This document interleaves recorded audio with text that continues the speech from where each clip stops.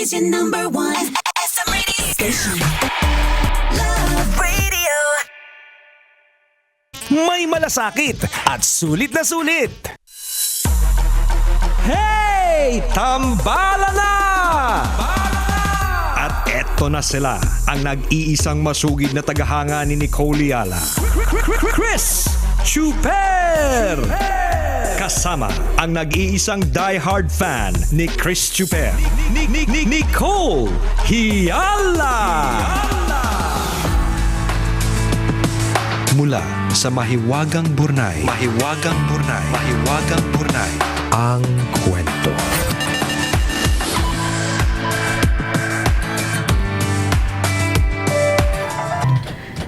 Kaka-break ko lang noon from a 4-year relationship nang makilala ko si Epi.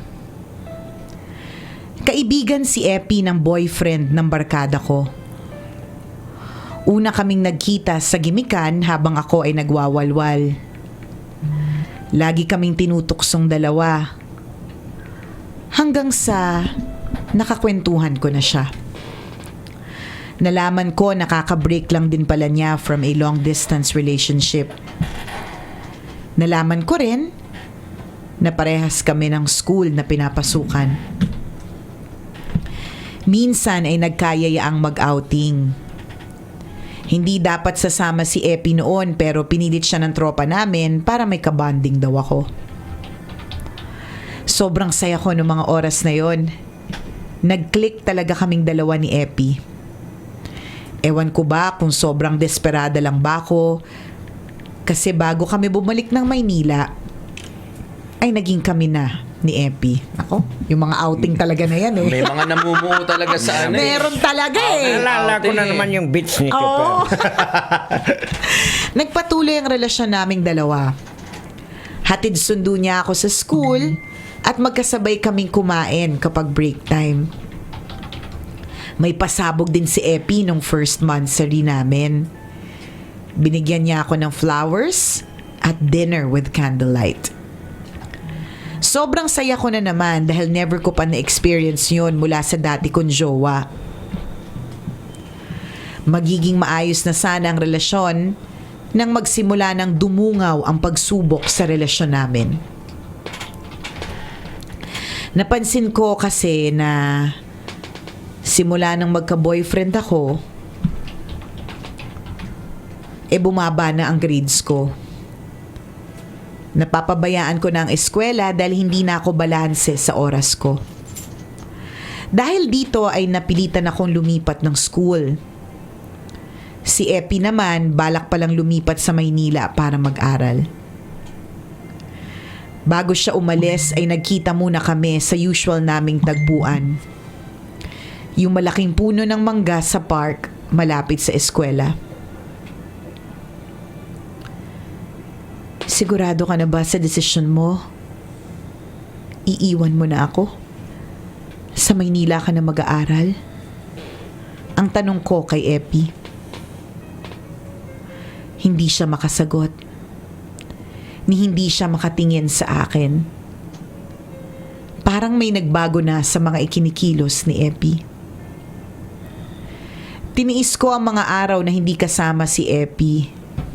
Sa telepono lang kami nagkakausap, minsan nga wala na talagang kontakan.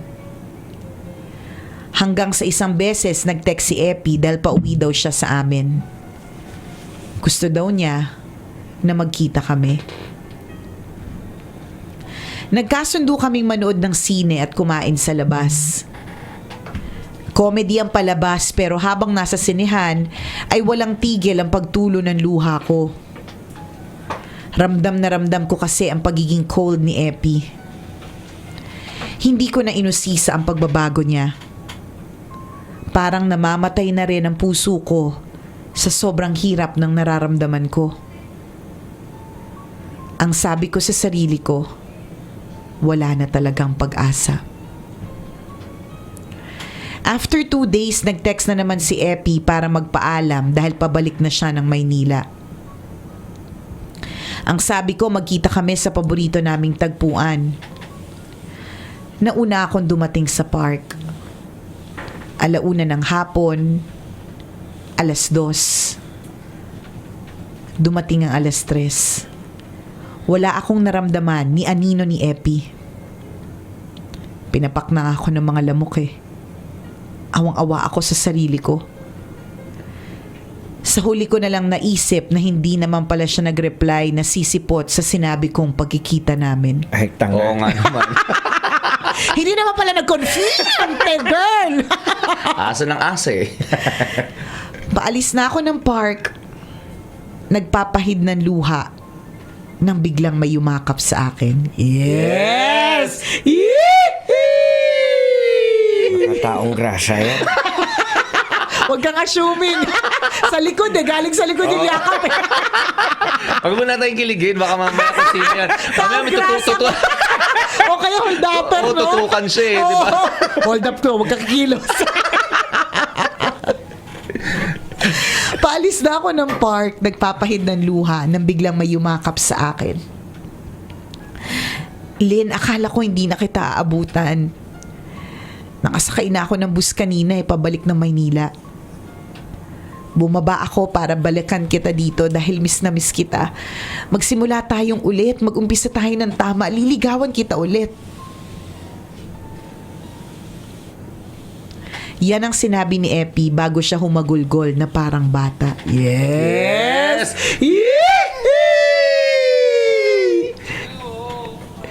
Hindi ko na rin siya natiis. Niyakap ko siya at pinatawad sa mga sakit na naramdaman ko sa kanya. Humarap si Epi sa mga magulang ko para ligawan ako ng formal. Nagpatuloy kami sa pag-aaral. Nagkalayuman kami ng mahigit 4 na taon. Sigurado kami sa isa't isa na sa dulo ng lakbaying ito, kaming dalawa pa rin ang magtatagpo. Nang makatapos ng pag-aaral, unti-unti na naming binuo na magkasama ang aming mga pangarap. Ngayon ay 7 taon na kaming nagsasama ni Epi bilang mag-asawa. Biniyayaan na din kami ng 2 anak na madalas naming ipinapasyal sa aming paboritong tagpuan. Dahil sa aking naranasan, naniniwala ako na sa tamang panahon at pagkakataon, makikilala natin ang taong forever nang magiging katagpuan ng ating puso. Kung hindi tayo mapapagod at susuko. Ako po si Lynn, isang tambalanista, at ito ang aking kwento.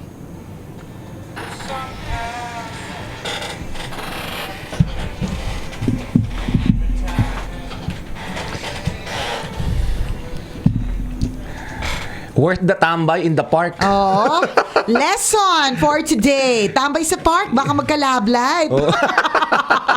Baka may yumakap bigla't sabihin. Hold up to. Ingat ka ha. Naranasan ko na yan, partner. Akala ko sinosurprise ako ng jowa ko sa may diliman sa may Mandaluyong. Yung pala. Yung pagkakahawak pa sa buhok ko, yung parang yung harsh na hindi mo mawari. Basta parang ginanon ako. Sabi ko, ano ba yan? Yung hawak sa buhok mo na gustong-gusto mo dati. Correct, totoo. Tapos may sabi niya sa akin, akin na cellphone mo. Pambihira. Iba pala yung humawak. Akala jowa, uungulas. Ay, Bigla ka umungol. Dapper pala. So, isang lesson, ingat po sa mga yumayakap sa atin mula sa ating likod. Yan, hindi po lahat posibleng love life. Yung iba pwedeng taong grasa, wala sa tamang katinuan, o kaya hold upper po. Bigla ka umungol Nung niyakap ka. Umungol biga kasi familiar yung yung pagyakap di ba? Huwag kang assuming. tama. Anyways. Congratulations. Talagang happily ever after. Di ba? Ang ganap ng 2 ito. Na talagang kapag ka meant to be, it's meant to be. Tsaka Yes.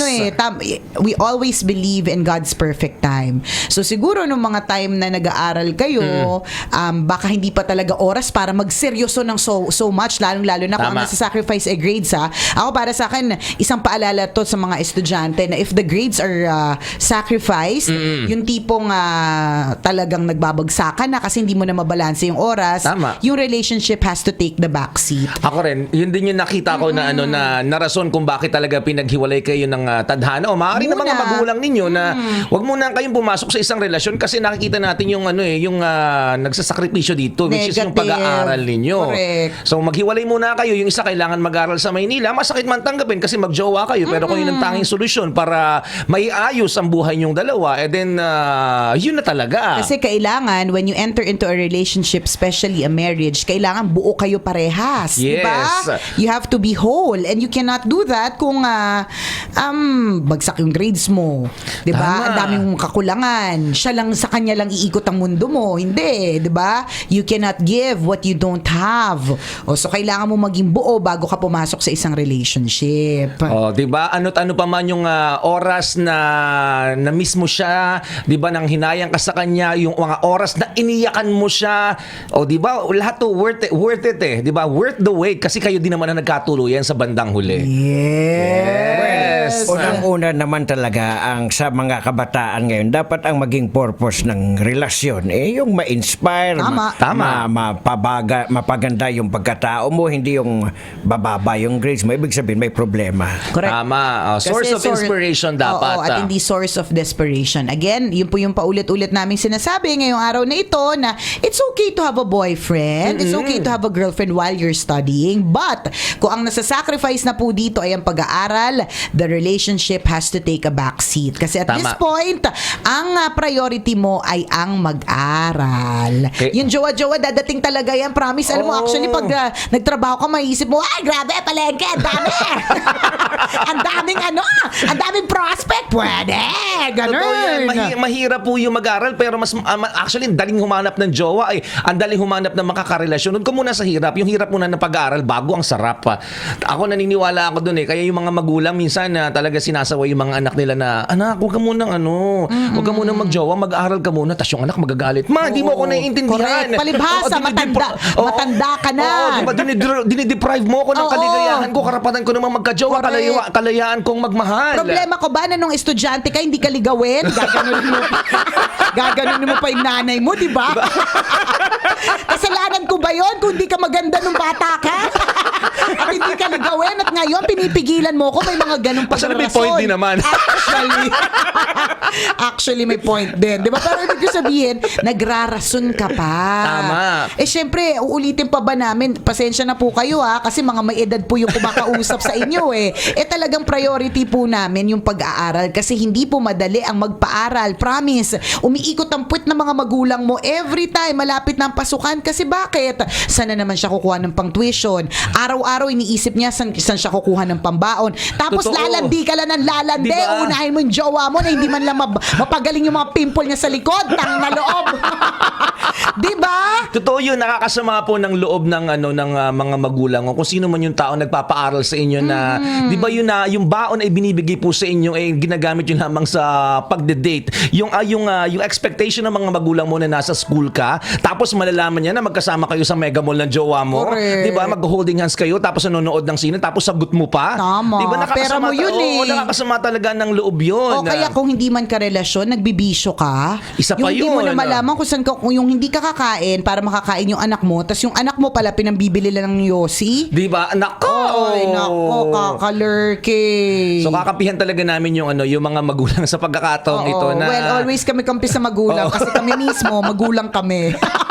Si Tanghenyo, iba yung gulang niya. Hindi, tsaka kasi naranasan. May pagbata ka talaga, hindi mo maintindihan talaga. Hindi mo ay maintindihan. Maiintindihan mo yan when you're older. At saka sinasabi namin to kasi dumaan din kami sa ganyan. Naging pasaway din kami sa mga magulang namin dati. Sumasagot din kami sa mga nanay at tatay namin dati kapag pinipigilan kami na, 'di ba, pumasok sa isang relasyon. At naiintindihan namin sila nung kami naman yung mga naging magulang. Correct. At saka, basta ikaw, okay lang naman din paminsan-minsan yung ganyan. Kasi normal lang naman yung pasaway alam mo yon. Pero, wag na nga, wag naman sobra na it will truly break your parents' hearts. Correct. Because they only want what's best for Tama, you. tandaan nyo rin din nawa sa lahat na anong success, maparelasyon man yan, mapasa trabaho, walang shortcut. Lahat tayo may pagdadaanan na hirap. Truth. Tama. No? Naalala ko dati ito si Tanghenyo. Tanghenyo to si partner dati. Ano na Oo, naman? sumasagot to Umayos sa ka. magulang. Oo, nuknukan ng kasinungalingan, umiral. Gaya ng... Oo. Sabi niya, partner, pag ano di ba, pag tumawag dito namin ko, sabihin mo, wala ako Ay, pag tumawag sabihin mo, nandito ako pero wag ka, nasa Tarlac. Ganun talaga. Oo. Kaya wag akong gaganyanin ni Princess, partner, kasi alam ko yan. Binder! Dandata. Dumating yung pangalawang pagkakataon, nakalimot mag-abiso sa akin. Oo! Nakakainis to si Chuper, di ba lang nag-isip na baka may posibilidad na nagtatago ako, di ba? Nagsabi pa naman ng totoo. Sabi ko, wala po dito, ma. Wala po siya dito, ma. Di ko rin po nakikita yung sasakyan. Pambihira. Ang paalam na sa opisina. Yung pala nakikipag-date kung saan-saan. Ay, nako. Nakakalurkey. Striktong-strikto kasi yung nanay ko. Nagtatrabaho na ako noon, in fairness. Oo, correct. In fairness, working na ako. Ang sinasabi natin dito, yung pag nag-aaral. Yung naglalandi habang Oo, nag-aaral. habang nag-aaral. Kasi feeling ko kapag ka working ka na, kahit pa paano, medyo dapat meron ka ng presence of mind. Oo. Dapat na medyo marunong ka na dapat na magdesisyon. Pero kapag nag-aaral ka, hindi Tama. At that time kasi Nagtatanggol. lumulusot pa. That time yung nanay, kasi kailangan ko ng pang-grocery, nasa ba yung anak ko? Diba? Pero kung Nakakalurkey. iisipin nyo, no, ang ganda talaga ng beauty, ng mystery ng buhay na kahit ipaintindi mo sa bata, hindi Hindi nila nila maintindihan. Kinakailangan nilang i-experience. Correct. Kusa para talaga maintindihan. nilang malalaman, no? Sarap Kusa talaga nilang na marirealize. Kaya nga minsan, di ba, kapag halimbawa may kumakabit, minsan kahit gaano mo siya pagsabihan na wag na siyang kumabit, gagawin niya pa rin hanggat hindi siya nahuhuli, hanggat hindi siya napapahiya, hindi siya nasa social media, hindi niya na-experience, di ba? Correct. All the negative things about being a kabit, hindi yan titigil. So parang parang bata, di ba? Tama. Hanggat hindi bumabagsak sa eskwela. Tama. Di ba? Hanggat hindi nahuhuli, yan, gagawin ang gagawin. Di ba? Not too much. Normal lang yan, syempre, no? Huwag tayo magmalinis. Kayong Lahat tayo dalawa rin, no? nagkakamali. Oo, di ba? But not too much that it will break your parents' hearts. Tama. Ay nako, napakarami nakaantabay sa atin ngayon. And again, antabayanan nyo po, sino na namang maswerteng super ang mananalo ng libreng boundary para sa Yes! ating Love Knows No Boundaries promo! Ang tabayanan po yan sa programa ng Tambalan, Kaya't walang magpapatay ng radyo. Huwag muna kayong bababa ng sasakyan. Tutukan nyo, baka pangalan nyo na yung babanggitin namin. Lalo na kung nakapagparehistro ka na. Tama. O siya mga kabisyo, enjoy the rest of your day. Muli ako po si Nicole Yala. At ako naman si Cambio King Chris Chuper. Papaalala, Walang matatag na relasyon sa malanding may determinasyon. Yun! Ang programa Station number 1 SM Radio Station.